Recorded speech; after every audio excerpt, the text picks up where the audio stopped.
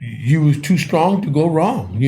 You actually, put in your strength to fight this current and Yeah. water and to get yourself back on land. And good thing there was good people out there. Yeah. And, it's rarity to find a lot of good people nowadays. So it's a good thing. I think the first people on the first boat, I think they were just in a hurry to they were trying to get somewhere, I think, because, you got to think to yourself, they're out there on a boat and they're going to say that they don't have a rope. That just doesn't. Yeah. They got a rope. They just was too lazy to reach down under thing, open up whatever, and get a rope, or they usually have a rope on the side of their boat right there, tethered off. Well, and actually, there was I did spot what I thought was what I'm positive was a rope. Wound around one of the posts on the boat, on the back. Hey, that's the tie-off rope they use to tie off when they dock out and then to tie off. Like I was thinking, maybe she just didn't think of it, and like I was thinking at the time, maybe that rope's to hold something there. And so I didn't know exactly what it was for. It could have been too a little shorter rope. It wasn't long enough because there's only enough to tie off. So about maybe 30 feet, and you're probably further out. They needed longer rope just to keep the distance so you won't hit up against their boat or anything. So it could have been that. I mean, but they could have said, "Hey, I got a rope, but it's not long enough. Sorry," instead of saying we don't have a rope. Yeah. But the next person that came around, they was much helpful and they got you where you got to go. And so that's good. I'm glad you're alive. I thought I'd have to call the skipper or something. Hey, skipper, do you see Gilligan? Gilligan Shane? We haven't seen him. He went out to the ocean. Yeah. Yeah. Well, I told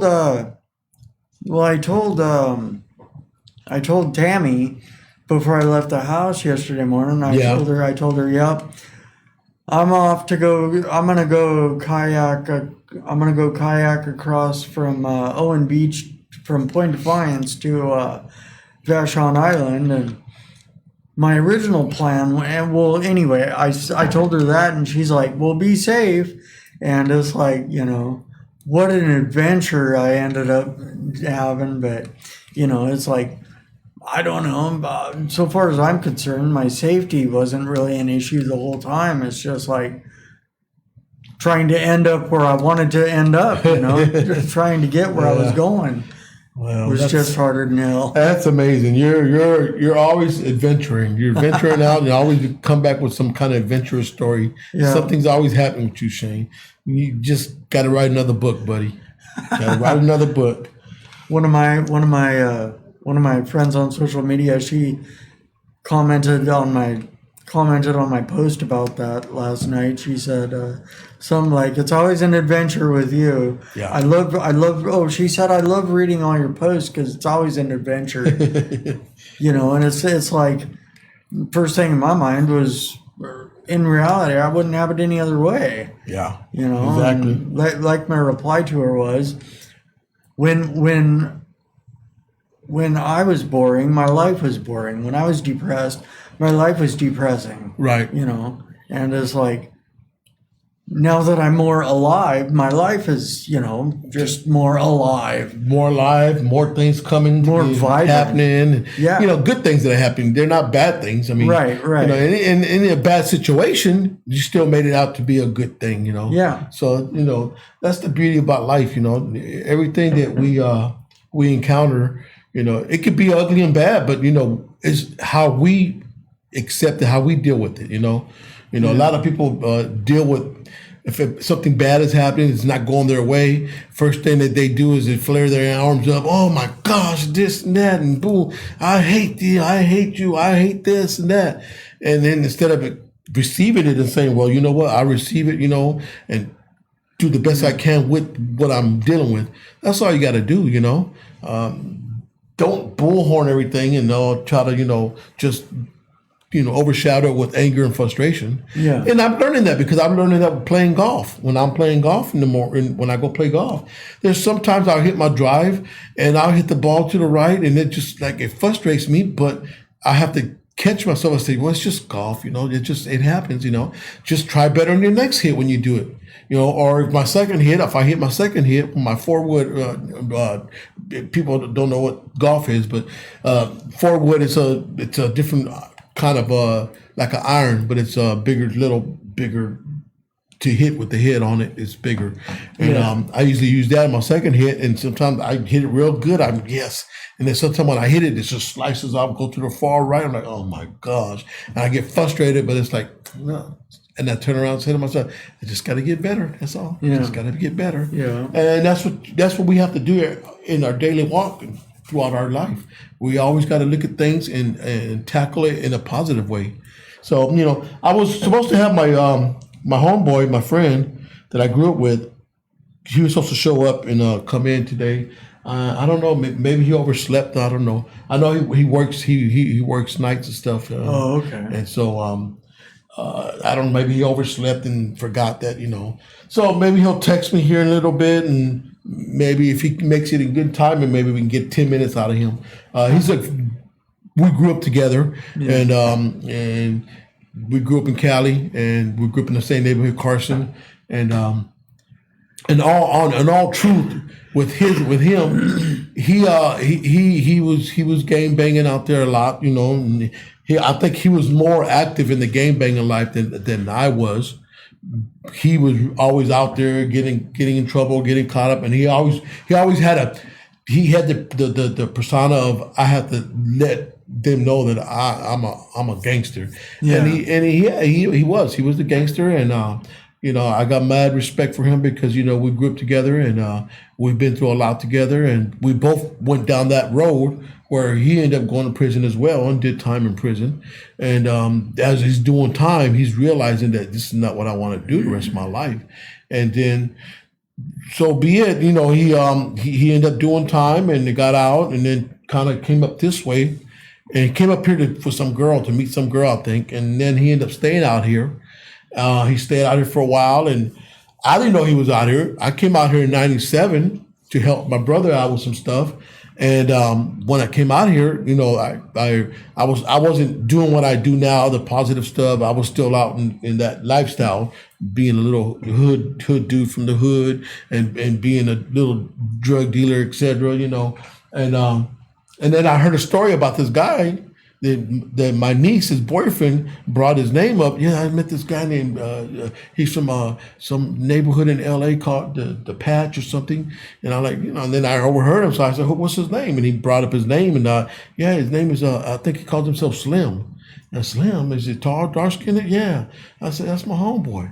And so through all this time, I didn't know he was out here. Then I end up getting his number and calling him, and we end up meeting and talking. And he shared his story about how he ended up changing his life around now and giving that stuff up because you finally realize that stuff is not going to get you nowhere other than two places: prison or 6 feet deep. So he changed his life around, and now he just graduated just not too long ago. He graduated from college. He got his AA degree, BA degree, and degree in counseling for youth advocacy. So he's also in that direction that I was going with youth, helping the young people out, the youth to stay out of jail and prison and stay out of gangs. He has the same criteria, but he's having a counseling mentality that he wants to help counsel the young men and ladies that are going through stuff. So he's come a long ways, and I sure wish he was here because I would like for him to share his story the way I shared mine. I can only give you bits and pieces of it, and then I don't want to say something that he didn't want nobody to know. And then he'd get, oh, Rico, you told him that. I didn't want nobody to know that I pick my nose and whatever, So, I just don't want to say the wrong things of him, but he is a good, dear friend of mine. He's like a brother to me. We grew up together. He's like a brother from another mother, like they say. And I know his mom and his dad, them real good. He's got a twin brother as well. His twin brother is really doing really good out there. His twin brother is his name is Damon. And Damon is my homeboy, Damon. So they both have the same name, but pronounced different.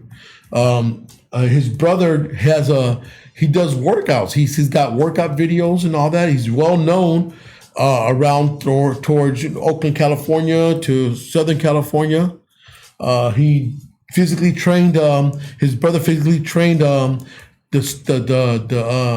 people on the movie for Walking Dead. You know, he trained a lot of them actors and stuff, got them in shape and stuff. He's trained a lot of models and singers. He's did a lot of physical training for a lot of them. So his brother's really doing well for himself, and I'm proud of his brother because, you know, I remember growing up when we used to get out of school, his brother would run home. I mean, he would just take off and dart home. Like, well, and I'd be like, why your brother always taking off? Why he got to beat you home first or what? He said he just liked running, and his brother liked to run. He used to run a lot. He used to run in the track and field. And so, you know, I've grown up seeing him do that. I was like, wow, that guy just always running, man. Your brother just likes to just run home. Why? I ran home for a reason, because there was times where we had to be home. Our stepdad was, you know, had a specific time for us to be home. So he would say, well, when school's out, he knows school's out at 2:30, so we got to be home by at least 3:00.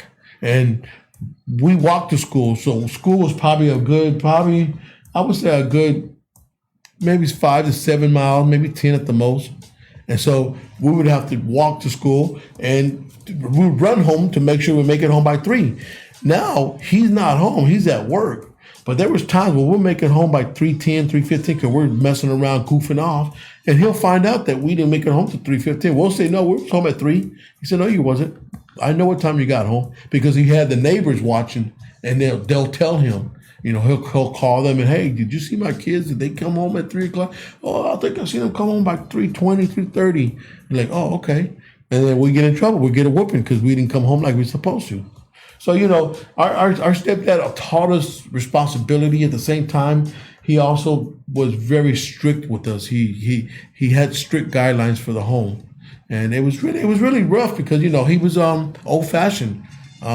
He's the one that taught us, yes, sir, yes, ma'am, thank you, sir, thank you, ma'am. You know, he taught us how to be respectful and stuff. He taught us how to be, you know, young, respectful people.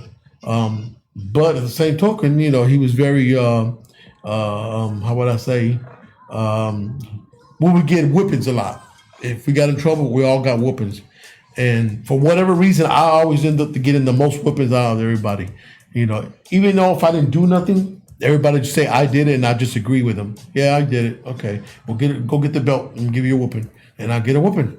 And so he was very rough with the whippings. He'll really beat you down with the whippings, and there was times where I got whipped really bad, where, you know, I had whelps in my legs, in my back, and even had cuts, whelp where there was some blood come out maybe. So he was really he whipped us till, you know, it was just unbearable. Where I got to a point where I didn't feel the whippings no more. I just didn't feel them no more. Yeah. You know, and there was a point one time I remember he I knew I was going to get a whooping, and I knew I was going to get it bad. So I said, well, today I'm gonna put paper plates in my pants, and I did. I put paper plates in my pants, and so when I knew I was going to get a whooping, he came home and Ricky, front and center. That's what he'll say. Boy, didn't I tell you to quit getting in trouble in school? Yes, sir. Go get the belt. He got the belt. Bend over. Bend over at his knees. And then he went to hit me. And it sounded like that. What? He pulled him out. What? Oh, you think? Oh, now you pull your pants down and whooping you down. And I got a whooping. I got a bad whooping that day. And, you know, my stepfather was I believe in my heart that he really loved us. He really cared about us. He had a way of being the father figure and being the strong father that he was. He still had that military mentality that he wanted to groom us to be strong men. That's what he wanted us to be. And I believe that's what he was trying to make us to become, because he adopted us. You know, we were adopted through him because my real dad wasn't there, but my mom married him and he was raising us. So he raised us when we was little, about 7 to 8 years old. I remember I was 8 when I remember my mom moving into the house and, you know, and he raised us to be strong men. But at the same time, it was violently, you know, with the whoopings and all that. I mean, so I don't, to me, as I was growing up as a parent, I would never whip my kids. Yeah. I would let the mother do it. I'll tell the mother, hey, you kid in trouble, she's in trouble, or he's in trouble, give him a spanking and send him to their room, whatever. I would never, I don't, there might have been maybe one or two times, maybe I might spank their butt real quick with the hand, whatever. Don't do that. But I feel bad about it because of the way I grew up and was raised. So I wouldn't, I wouldn't really do it. I would scold them, if anything. I would sit them down and talk to them. I mean, even my stepkids with my ex-wife, I would always talk with my son Isaiah. I would tell him, sit him down, and hey, tell me the reason why why I'm not letting you go to your friend's house, and then you tell me why, and then he'll say whatever, and I said, do you think that was right or wrong? Well, I don't know. No, tell me, because I want to know from you, because I want to hear him recognize that it was wrong, and then he can explain it to me, and then I can explain it back to him in the adult way, so he can understand that yes, you did wrong, whatever. He'll say because I lied and didn't clean my room, and then I'll come in as an adult talk and tell him, yes, son, that's what happened. See, son, I asked you to go clean your room, pick up your dirty clothes, put it in the hamper, vacuum your room, make sure your bed is done, make sure your homework is done, and then you're good. I said, that's what I asked you to do. Instead, you went in there, you got all the clothes, picked it all up. I said, but when I went and looked, guess what you did? You stuffed all your clothes under your bed, just kicked them all under your bed. That's what you did. I said, so is that cleaning up your room? And then he'll respond like, no, but I cleaned it off the floor. The floor was clean. I said, yes, but you put all your stuff under your bed. No, it doesn't work like that, son. You got to pick your clothes up, put it in the hamper like I asked you to, so that way when you're ready to do laundry tomorrow, all your clothes is in one spot. So I'm teaching them how to be, responsible. So, I would rather talk to them and scold them and let them know why they can't go to their friend's house or can't go swimming, or you can go swimming in a little while. Right now, think about what you did, et cetera, and then tell me, why you think it was wrong. Yeah. And then, and then I'll tell them, I said, all you got to do is say, I'm sorry, I apologize, should have did better, or next time I'll make sure I do better. And so I always tell them that, so just growing up that way I grew up, it was tough. And then, so I take all the analogy that I grew up and everything I went through and kind of, share it.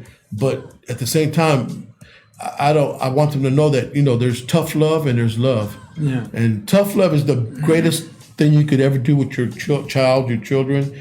Any parents out here that got kids right now that are at that age at 5, 6, 7, you got to give them tough love right there at that age, at 5, because if you don't, you're gonna regret it. Because I see a lot of parents out here sometimes at the stores where their kids are mouthing, just controlling them. No, I want this. No, give me that. No, and the parents like arguing with them, actually arguing with a 5-year-old.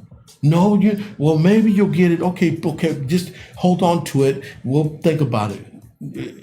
Versus a parent should be a parent. Just say, no, we can't get it today. Sorry, we'll get it maybe tomorrow or something, but we can't get it there. I don't have the money for it. Yeah.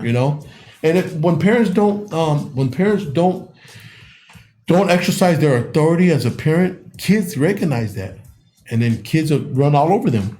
So a lot of parents, that I've dealt with. I say this out of experience, because when I've done my program and I've done the gang prevention and intervention part, I've been at parents' houses, and their boys, they're probably already like 12 and 13, and they come out of their room and disrespectful to their parent, to their mom. Mom might say, "Hey, did you clean your room and wash your dishes?" No, you clean my room and wash the dishes. I'm gonna go outside. And then all of a sudden, the parent would be like, "You didn't do it. I asked you to do it," and that's it. And then they argue, and next thing you know, the kid just goes outside. Yeah. And so I see that, and whenever I used to see something like that, I used to talk to the parent and say, "Hey, you know what?" I said, "What's happening? When you allow him to do as he please, then that's where you're going to have more problems as you go. Because he realizes he can just walk out and go outside, and you're going to do it anyways for him." Yeah. I said, what you need, you're pacifying him. And I tell the parents, you can't do that, because when you do that, then you open a big door for them to think they can do whatever they want. Yeah. And so I used to tell parents that all day long. Every time I've done programs, go to their house and do an intervention with their kid, and I hear that, I'll tell the parent, do you mind if I step in and bring this up to him or her and let him know that, that's not the way you talk to your mom or your dad? And so I've done that many times. The kid will look at me first and I always talk to them like that. No, I understand that. I said, but you know what? You shouldn't talk to your parents like that. Those are your parents. That's your mom and dad. Those are the only ones. That's the only thing you're gonna get one of them in this lifetime. Yeah. And I tell a kid, I said, you can't take your parent and go to Walmart and say, I want to return my dad. He's no good. Yeah, right. They're gonna look at you like, you return who? We don't have we don't even when we sell you him, Yeah. So I tell kids all the time that. It's like there is no parent store where you can do that. No, imagine that if there was. Just imagine if you could just, trade a parent for another parent. I'm going to go trade my dad off for his dad because his dad is cool. Yeah.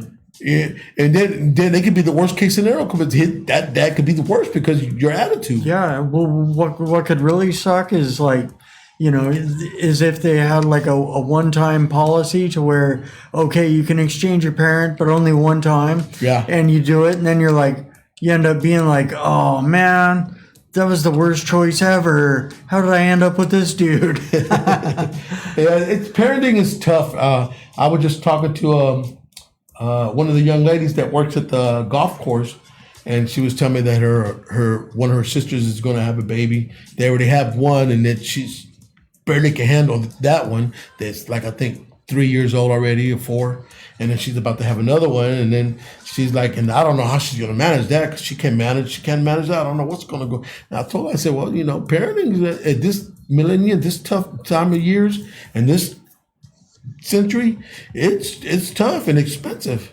Kids are expensive. Food is expensive for the kids. The baby formula, diapers, and you got to be well prepared. I wouldn't want a kid right now. Mm-hmm. And I shouldn't be having no kids right now. I'm too old for that. I mean, as much never too old to have a kid, but just just having kids alone right now, it's good. It'll be tough unless you have everything, so to speak, your ducks lined up. Your ducks in order. You have to have, financially stable, a good financial business or whatever, or husband and wife. You guys got to be together and financially able to, all that's got to be there. Because if you don't, it's going to be a struggle. Because, you're talking about a human being. You got to support the baby. You got to make sure the baby eats good and sleeps well and everything else. So, so it's got to be planned out.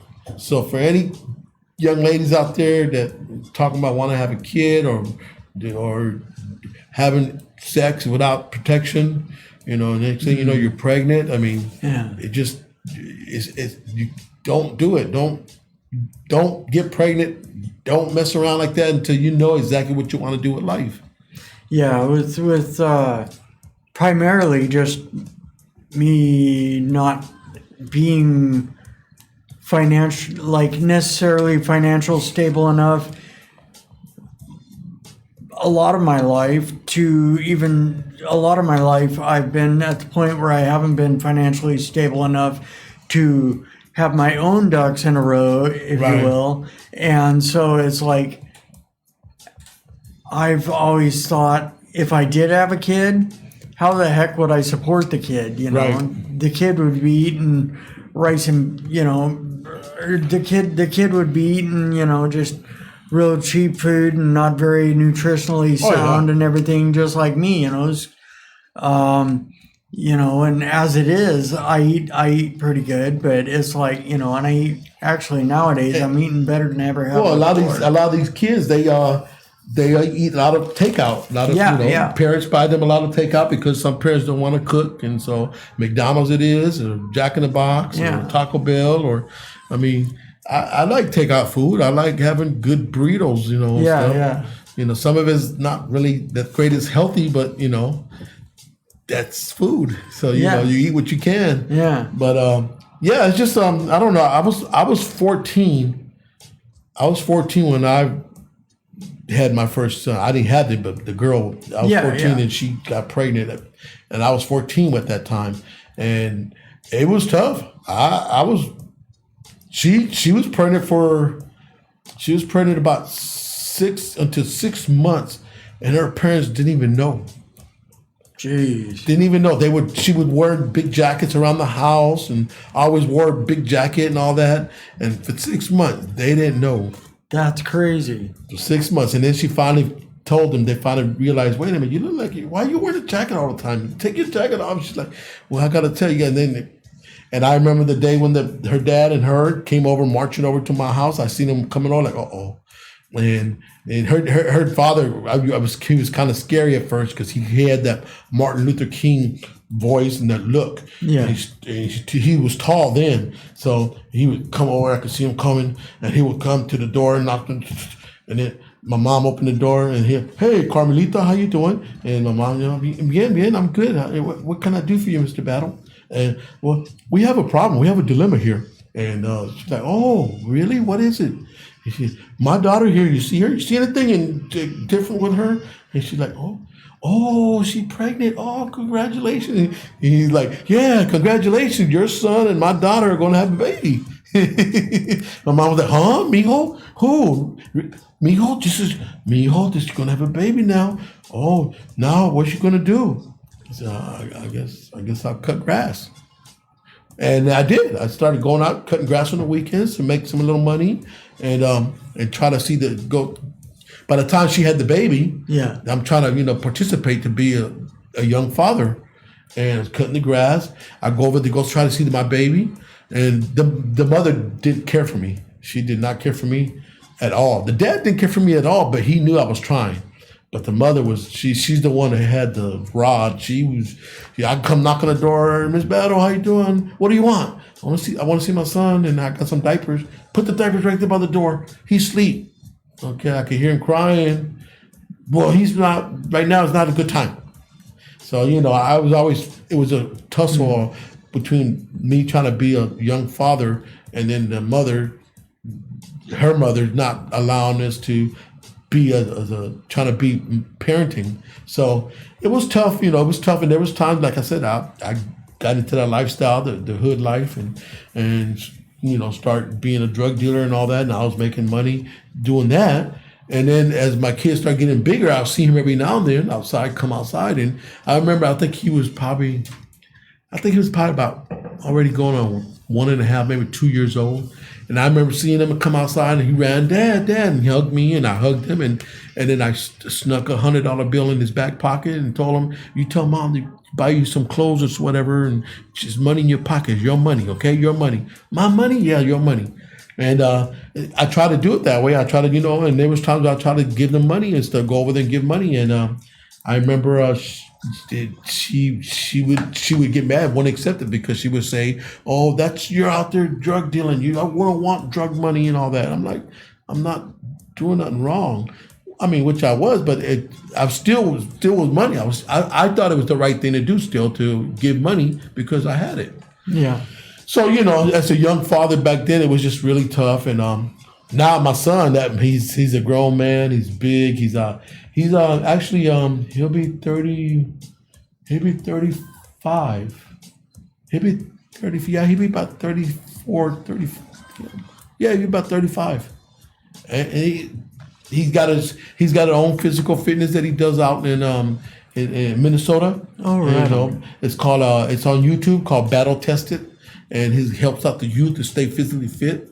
So I'm proud of him. He's came a long way as well. Huh. And his uncles, he's got his uncles, all of them involved, and help him out as well. And he's got his kids now. They're getting big up there too now. So he's got his kids, which are my grandkids, which I feel brutally bad about it, because I barely even get to see them, because they're out there. So, but so much about that. That's part of my life, about how I grew up and how I became a young father and stuff. My kids are grown now. All my kids, my 2 daughters and 2 sons, they're grown. My youngest son, Ricky Jr., just recently had a baby himself with his girlfriend. So Yeah, and he just had a birthday as well too. So I wish him happy birthday. I don't know if you got it, but happy birthday if you see the son. I love you. I miss you. He just had a baby not too long ago, and the baby's getting big already. So he's been a very good participant father as well. So I'm proud of him for stepping up and to make sure that he's taking care of his baby, which is great. So I'm proud of him. My daughter's the same way. They're my oldest daughter, Ricky, which my son is named Ricky Jr. Then my oldest daughter, her name is Ricky, like Rikki. But I thought it was going to be unique to call her Ricky, like me. Mm-hmm. So she's grown up, and her kids are getting big too, and. At first, there was times where me and her, we had our battles and stuff when I first got out of prison and stuff. Yeah. I started coming by and seeing her, visit her at her mom's, and sometimes I'll stay late and her mama asked her to do something, and I'll do it later, and then I'm like, no, and that's when I knew that her mom, they were a little bit out of control, so I had to step up, as dad and tell her, hey. You can't be talking to your mom like that. You have to. Your mom asks you to do something. You need to do it. Who are you to tell me? You ain't never been in my life, and you've been in prison now. You just can't come and tell me what to do. I'm like, I'm your dad. I can come and tell you what to do because I'm your dad. Second of all, I'm trying to participate in your life. Third of all, I don't like the way you carry yourself with your mother. So you need to change that attitude. I'm not okay. Well, I'll tell you what. I'm gonna order some pizza. And me and your little brother and sister, we're going to eat all that while you sit in here debating if you want to wash the dishes or not. But you're not going to eat no pizza until you figure out what you're going to do. So now I gave her an ultimatum. I made her think, well, pizza sounds good. Kids love pizza. She was looking and, because it's like about 5 more slices left. And I don't know, I'm getting hungry still. And your mom might eat 2 more. And I don't know. So she thought about it. And I guess I'll do the dishes. Okay, thank you. And she did them. And we had our battle. Like I said, me and her had our battles. Yeah. But tough love. It's called tough love. And tough love, like I said, it's the greatest thing you could ever do. Any parent that wants to make sure that you have a great relationship with your kids, if it comes down to tough love, do it. Do it. You won't regret it. It'll come back later on, and she's grown now. And but last time I remember her, she was like, "Dad, I'm so glad that you was tough on me. I'm so glad that I learned a lot from you and stuff now because my kids are trying to be like that with me, and I ain't having it." Yeah. So now she's realizing parenting is very important, and the tough love that we gave her, it all pans out. It all comes full circle. And now that she's a mother, she's also going through the thing where son trying to be an attitude and daughter trying to have an attitude, and she's got to step up and let her, no, we ain't doing that.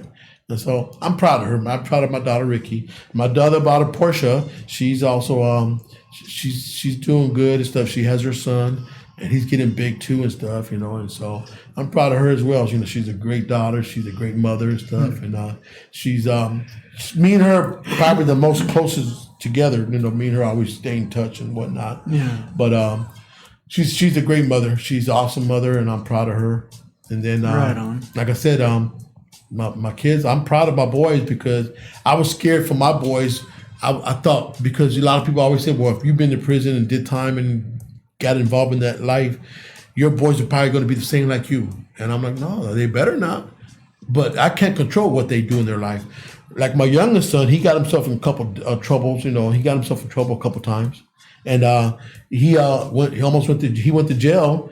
And I remember he telling me that the police was harassing him in the San Bernardino Riverside County Jail because I went to jail there, and his name is the same as mine. So when they pulled his name up, they had pulled me up. And when they pulled me up, they start harassing me, because I used to give them problems over the police. They used to hate me, so they start giving them problems. And then they looked at him and they looked at the picture and they're like, "Are you Ricky like Jr.?" And he's like, "Yeah, I'm Ricky Jr." Because you have a dad that he's been in here before, yeah. And they said, "Okay, don't be like your dad." They'll get on him. Don't be like your dad and stay out of trouble and stay out of jail. So anyway, my son experienced that for a little bit, and then he kind of realized, I can't. I gotta do right because I don't want to be going to jail. So he's doing right now. He's doing great. I'm proud of him. Can't be no. All I can say is that he picked up the pieces and realized that taking the straight and narrow path is going to be okay. Yeah. You know, because a lot of people like to take that wide path, that wide open road, because it's so wide you can go every which way. But every which way can take you different places that you shouldn't be. But that straight and narrow road, it's just one straight shot, and then you can see more everything to the left to the right, because it's just that narrow enough where there's not enough to make a mistake. Yeah. You got decisions and choices. That's where that's at. Versus a wide road, you be like, you're excited. Oh man, I could go way over there. What can go wrong, huh? So, you know, I always tell people, you know, your choices and what you do and how you react to situations it's all up on you. Nobody else. It's nobody else's fault. Hey, and actually, this just entered my mind when you were talking about straight and narrow versus wide open, and you're like, hey, nothing could go wrong. Right. Well, it's like, you know, straight and narrow. This is my analogy with my experience yesterday. Oh, yeah, definitely. But straight and narrow being a lake where there's like, you know, it's still and calm and everything. And then you got the wide open, like me in my inflatable kayak out in Puget Sound yesterday. And it's like, you know, oh, hey, nothing could go wrong. Yeah, right. You got the tide, you got currents pulling you around. Oh yeah, see, and you was just right in that same situation where you know, and you learn from it. It was an experience, you know, because it could have went really ugly, but once again, somebody came along and rescued you and put you back on that straight and narrow path. And they pulled you and got you there and got you going. Yeah. So my girlfriend just texted. She said he'll be 39. My oldest son. Thank you, Tammy. She's always and it's, you know what the greatest thing about having a significant other, or girlfriend or wife, whatever, when they hear you say something and they sit there and, oh my gosh, he got that wrong. Let me let him. But this is the greatest thing, because, you know, they're the ones that always know all the perfect dates and times. And I'm horrible with that. I'm horrible with birthdays and dates and ages and how many grandkids. Right now I'm guessing I probably got maybe about 13, maybe 14 grandkids, somewhere around there. But she might know more than I do, and I'm like, well, how do you know all that? Because she does her homework. Tammy, thank you, Tammy, love you. You know, but I'm not picking on Tammy. You know, I'm just saying she's awesome. She always seems to grab me by the collar and let me know, hey, no, that's wrong. You know, shake me up a little. You know, but that's what a relationship is all about. So you know. Thank God for her. I thank God for Tammy, because she's been really awesome, and she's always been there supportive towards me, and she always seemed to step on my corn whenever I get out of line. She'll step on my big toe and hurt my big toe, and I have to squeal out like a little pig. Yeah. Right on. Well, let's see. Well, I'm sorry. I'm sorry. My homeboy didn't show through. I call him my homeboy because that's how he grew up. You know, he's my homie. But professionally wise, my best friend, my brother. I really feel maybe I'll set it up again and try to get him out. I know he's busy. Right. I know he's a busy guy. Yeah. Well, we're gonna. Yeah, it's been a great hour, and we're going to have to take a break here, but I'll be back at 8:00 with this week's episode of Positive Vibes. Positive Vibes, yes. And so until then, hey, thank you guys. I appreciate it. I hope I didn't bug you guys' ear out with the little stories and whatnot, but I just try to let you guys into my world so you guys can know where I've been, where I came from, because we're all different, but we're all unique in different ways. Yeah, but definitely. At the same token, you know, hey, too strong to go wrong. I got it. Definitely. All right. See you next week on Too Strong to Go Wrong. Thank you.